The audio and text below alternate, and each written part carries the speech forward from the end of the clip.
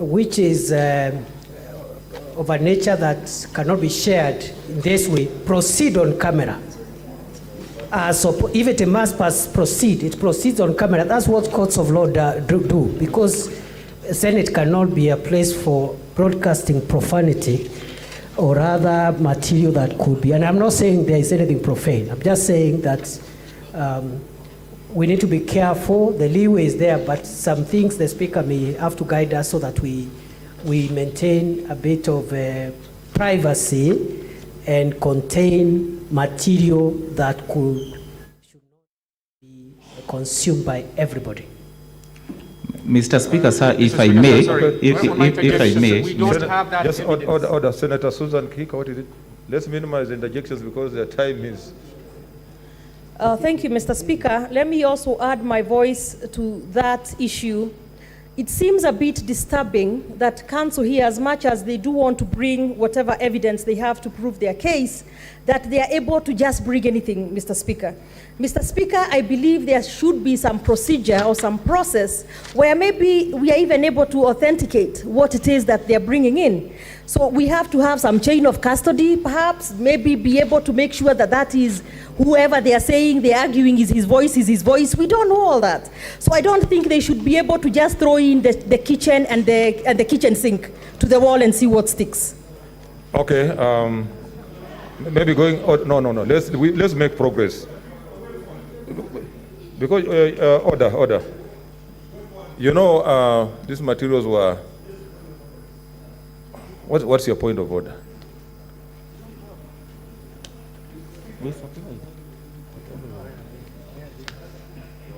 Mr. Speaker, I think it will be proper for us to look at the evidence. But since we have an in-camera session, maybe at that point, when we're deliberating, we can listen to such. Because it's actually not fair that our children back at home are listening to this, and you don't know the context as to when, we don't have the whole picture, Mr. Speaker. Okay. Because, Okay. just with a small clip of 30 seconds, you don't know whether it has been edited so that it suits a certain narrative. So I think what I'd request, Mr. Speaker, because we are the jury, we are the people who are supposed to make the decision. If we are not happy with the way things are proceeding, I think it is right for us to raise them so that we don't have to wait until the time when we're talking. Okay, order. I want to say this. First, looking at those videos, they were made in public and people were watching. It was not in privacy. So, they were not, what I'm saying is you saw one of them was on NTV and people were watching. So what I'm saying, going forward, when we go, like you said, in camera, we'll be able to look at the evidence that has been brought so that we are able to move forward. Let us proceed. Thank you, Mr. Speaker. And we also place to the attention of the Speaker that we do not have those video clips. They were not served upon us in advance, Mr. Speaker. And actually, there is a risk, there is going to be miscarriage of justice, Mr. Speaker, if videos and clips are going to be played here that have not been served upon the governor and his team. Mr. Speaker, sir, if I may respond, because that matter directly affects us, as the question of the service. Yesterday we met at the office of the clerk to this house, where we all exchanged documents. We've been candid enough to disclose each and every evidence being brought forward, and Mr. Speaker, I confirm that we served Mr. Kinyanjui's clerk with all the relevant evidence. Order.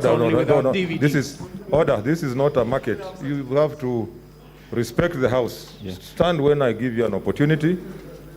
So let's proceed. Thank you, Mr. Speaker, sir. So, Mr. Ogada, from what you have heard, what can you briefly tell this particular House, very briefly? Mr. Speaker, the concern that I have is just the concern that each and every member has here. They are saying some things which we are hearing of are things which really a parent sitting together with the children is not supposed to listen to or watch. And that is the governor you gave us, and those are the things we are watching. And that is why we decided that enough is enough. We are not able to continue watching the same things with our children. So we have made a decision that we impeach him. confirm to this House that whether we have a certificate detailing where these particular video clips and audio clips have been procured from, and that has been filed in this particular House. Yes, there is a certificate, and it was filed with the clerk of the Senate. Thank you. So I will take you to paragraph 37, 38, 39, 40. Kindly speak to that particular issue.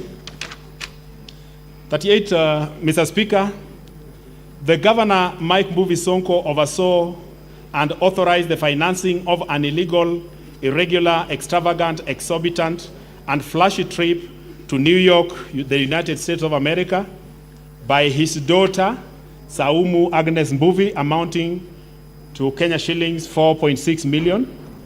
The daughter was disguised as a ward administrator of the Nairobi County to purportedly attend the county First Ladies Conference held during the 62nd session of the Commission on the Status of Women in 2018. Kindly explain that, that particular aspect, kindly. Mr. Speaker, that is an absolute abuse of office from the onset as you look at it. Because one, here we find him flying his daughter to the United States of America to attend the First Ladies Conference. The problem here is, number one, the daughter is disguised as a ward administrator. And if you look at the ward administrators we have in the Nairobi County, the daughter has never been a ward administrator. Besides that, Mr. Speaker, sir, the daughter flies in a first class to New York, costing the taxpayer 840 million Kenya shillings, which I know even the Speaker of this House may be permitted to travel using first class, but I doubt very few Kenyans are allowed to travel first class using public funds. But here is a case they did. So we can find that we can find that evidence, Mr. Ogada, as per your paragraph 40, where the evidence of this exorbitant expenditure. Paragraph 40 of your statement. We will get it on page 1120, 1120. Mr. Speaker, sir, that is page 1120 of the second file, that is 9B. The second file is a black file.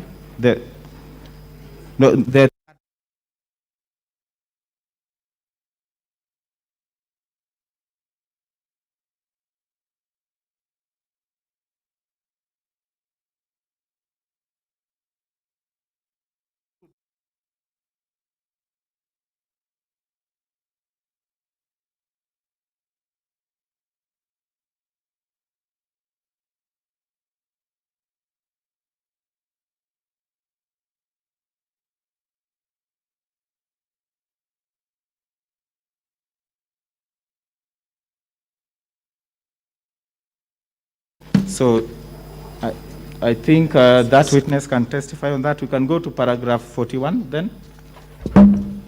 Mr. Speaker, sir, on the same trip, apart from using first class, we find the governor's daughter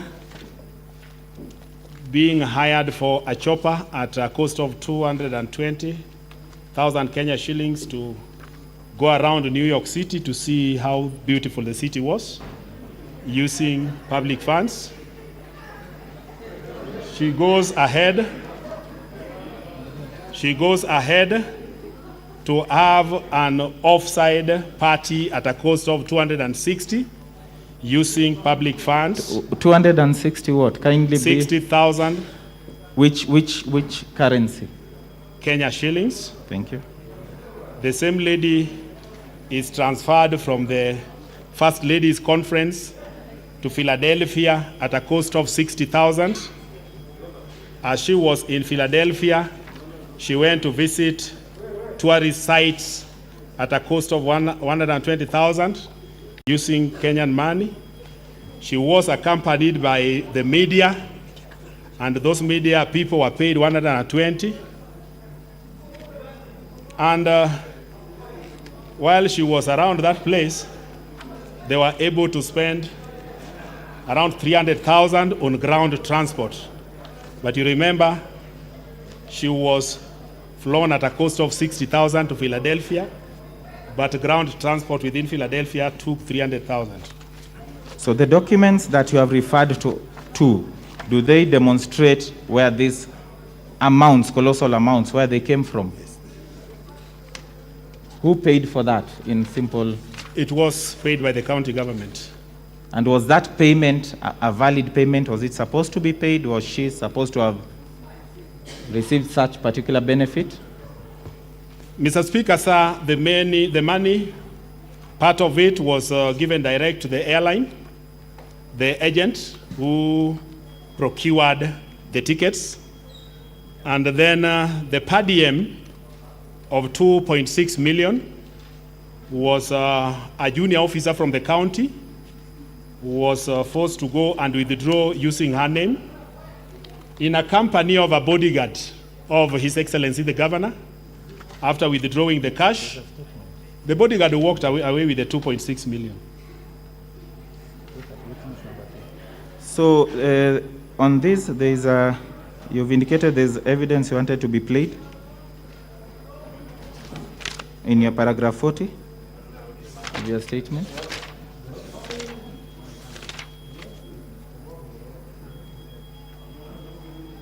There's a video you wanted to be played.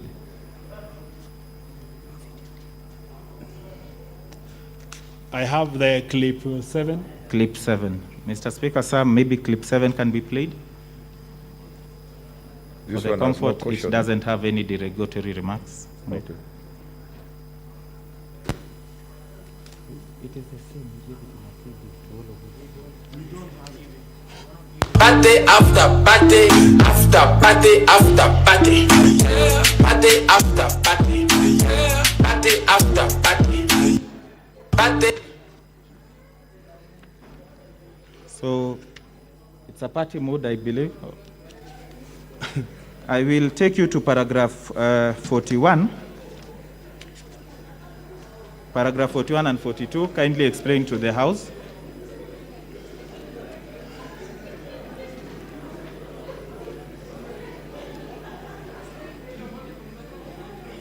Or who, kindly explain to us, because it's a bit funny. Who is that? I may not know him. And what is he doing? Mr. Speaker and honorable members, you remember as the children of Nairobi were going home without food, others were out of school as a result of the diversion of their school fees. His Excellency the Governor was in France doing party after party at the expense of service delivery in the county of Nairobi. Thank you. So paragraph 41 and 42, kindly, briefly. Paragraph 41 of your statement and 42. Mr. Speaker, this is about persistent harassment and intimidation of officers, the county executive, including blackmailing his county executive members and chief officers with 1-year contracts whose renewal he undertakes arbitrarily, leaving the officers jittery about their employment and creating climate of fear, uncertainty, despondence. And to put this to perspective, Mr. Speaker, sir, the governor failed to renew the contract of 23 chief officers in May 2019. Mr. Speaker, sir, this is a serious problem we are having in the county, and as members of the county assembly, we have tried to really talk about it. One, you will appreciate that in Nairobi County, that is where 90% of the officers are in acting capacity. I isolated For example, one department, that is the finance docket. Remember that we have been, since the elections, we have been in office for about 36 months, 40 months, since we were elected. And you will be shocked that during this time, in finance docket alone, we have had 10 CECs in finance docket, 10 CECs within 3 years. And we have had 8 chief officers. 8 chief officers in the same docket. Mr. Speaker, sir, that clearly talks about poor governance. Poor governance. Point of order, Mr. Speaker, sir. So continue. You will have time. You will have your time to cross-examine. Continue. Mr. Proceed. Speaker, sir, in regard to that, we'll be having one witness who will be speaking to that once I'm done. Video. And There is something you have indicated you wanted to... there's a video number 3. Mr. Speaker, sir, with your permission, video number 3.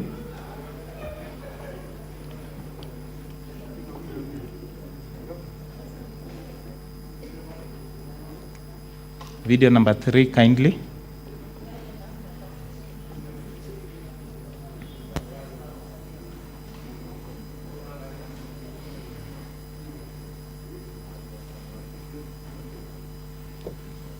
Corruption and lack of professionalism, with Sonko lifting the lead on the operations at City Hall while explaining why she left the Mike Sonko's government.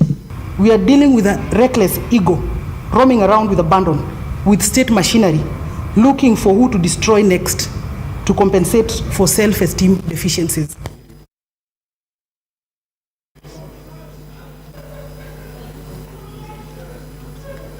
So in that video, what in short was happening, if it is within your knowledge? That is one of the chief officers. That was Janet Ouko, the then CEC for education in the county, clearly describing the environment in which she was working. You confirm that she was also a witness in this matter? Yes. So we can go to paragraph 43, kindly, of your statement. Paragraph number 43. What are you telling us in short? The governor has not only sexually molested the female members of the county executive, including his county executive members and chief officers, as shall be demonstrated later, but has extended his detestable behavior to our women and mothers, our sisters, including female leaders, by publicly exposing them to ridicule, odium, contempt, and embarrassment. What? For example, in video 1. Mr. Speaker, sir, with your permission, video number 1 can be played.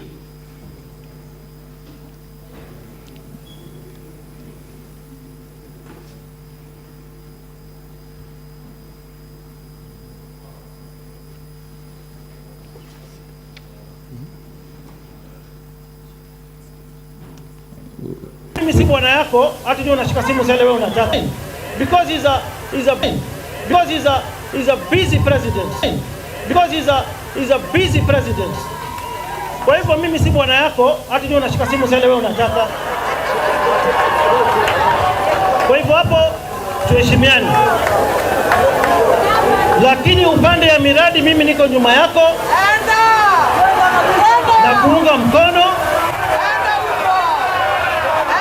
Haya, kwa heri ya kuonana. Kwa heri ya kuonana. Kindly explain that embarrassing situation, kindly. Mr. Speaker, that was brought in order to see how His Excellency the Governor treats fellow leaders, and more especially women leaders. So I'll take you to paragraph 44.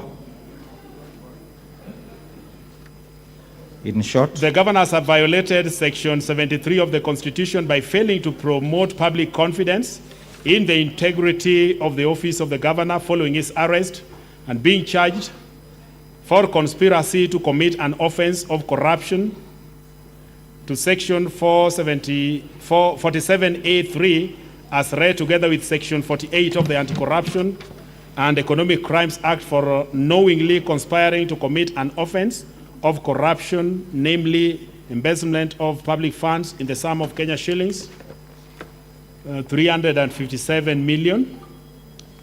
As a consequence, Honorable Speaker, the governor has been barred from accessing his office. So what do you have to demonstrate that? Is it in Go your to evidence? Page 1154 and 1155. Mr. Speaker, sir, that is on the file labeled 9D, Mr. Speaker, 9D, page 1155 and 1156. Kindly explain to us quickly what do you find in that particular document? Those are charge sheets as evidence of him having been charged. So read for us that particular, the particulars of the offense in page 1154. Who has been charged? Particulars of the offense. Down there is particulars of offense, 1154. The governor. Just read the names kindly. 1154. 54. Yeah, there we have Kioko Mike Sonko Mbuvi Gideon, alias Mbuvi Gideon Kioko, Mike Sonko, alias Mbuvi Gideon Kioko, alias Mike Sonko Mbuvi Gideon Kioko, alias Mbuvi Gideon Kioko Sonko, Peter Mbugwa Kariuki. That's okay. Yeah. So who are those people? One and the same person. It's one and the same person. And Yes. who is that person Governor, with all those names in relation to these proceedings? Those ones are, they're referring to Governor Sonko. Okay. So which is the charge? Count one on the same page.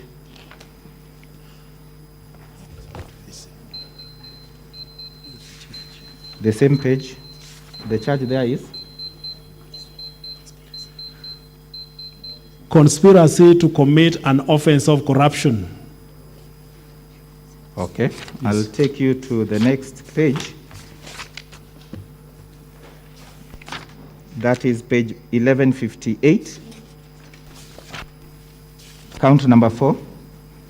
What is the statement of offense? Conflict of interest contrary to section 42(3) as read together with section, So, and particularly the name is Kioko Mike Sonko Mbuvi Gideon, alias Mbuvi Gideon Kioko Mike Sonko, alias Mbuvi Gideon Kioko, alias Mike Sonko Mbuvi Gideon Kioko, alias Mbuvi Gideon Kioko Sonko. Okay, count number 11. What is the statement of offense? It is on page 1161.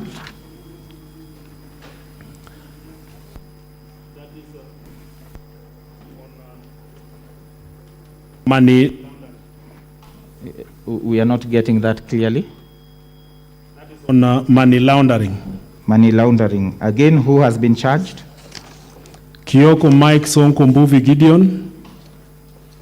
Okay. Alias Mbuvi Gideon Kioko, alias Mike Sonko Mbuvi. That is okay. Page 1162, count 13.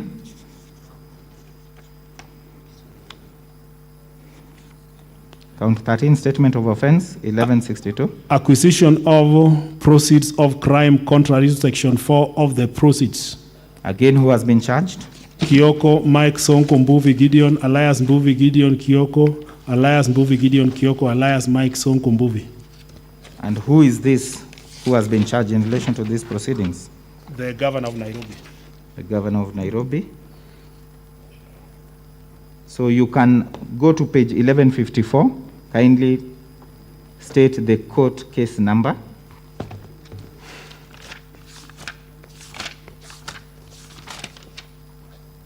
On the top left, the third sentence. Case number 32 of 2019. Which date on top of it? 9th December 2019. So confirm that that is a period that the governor is still serving or was still serving as the governor of this particular county. Yes. So go back to your statement, paragraph 45. You wanted the court, you wanted this particular house to do what?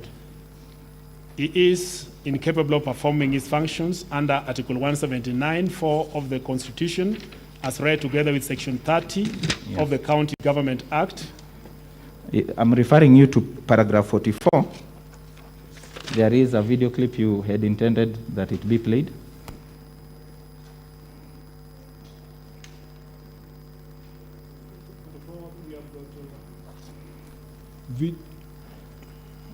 Speak to the microphone. Video clip number 8.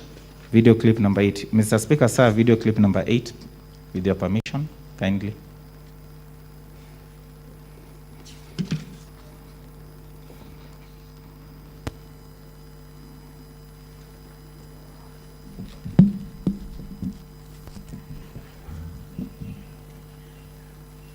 To the capital city, Nairobi Governor Mike Sonko has been out of the country for a week now in what he has termed going off infrastructural projects in France, which he claims he will develop in Nairobi County. It's been a week of benchmarking for Governor Mike Sonko in Paris, France. Sonko, in his trademark casual attires and bling bling, has been busy video blogging while crisscrossing infrastructural